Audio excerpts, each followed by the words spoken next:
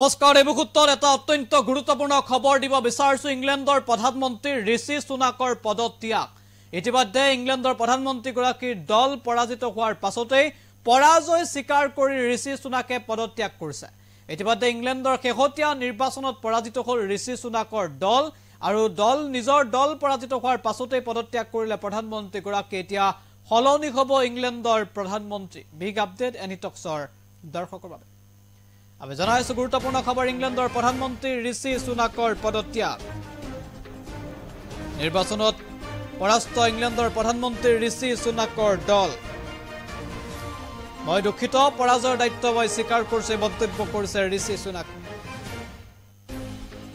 পৰাজয় স্বীকাৰ কৰি পদত্যাগ ঘোষণা ইংলেণ্ডৰ প্ৰধানমন্ত্ৰীগৰাকীৰ নিশ্চিতভাৱে গুৰুত্বপূৰ্ণ খবৰ আমি জানাইছো ইংলেণ্ডৰ প্ৰধানমন্ত্ৰী ঋষি সুনাকৰ পদত্যাগ এই মুহূৰ্তৰ সবাতোকৈ গুৰুত্বপূৰ্ণ খবৰ দেশ বিশ্বৰ ৰাজনীতিৰ সবাতোকৈ চৰ্চিত খবৰটো আমি লৈ আহিছো ইতিমধ্যে প্ৰধানমন্ত্ৰী ঋষি সুনাকৰ দল পৰাজিত হৈছে তাৰ পিছতে পৰাজয় স্বীকাৰ কৰিছে ঋষি সুনাকে আৰু তাৰ পিছতে খবৰ ৰাখিছে যে ব্ৰিটেইনৰ পৰৱৰ্তী প্ৰধানমন্ত্ৰী হ'ব কেইৰ ষ্টাৰমাৰ হ'ব ব্ৰিটেইনৰ পৰৱৰ্তী প্ৰধানমন্ত্ৰী নিৰ্বাচনত পৰাজয়ৰ সন্মুখীন ঋষি সুনাকৰ দল কনজাৰভেটিভ পাৰ্টি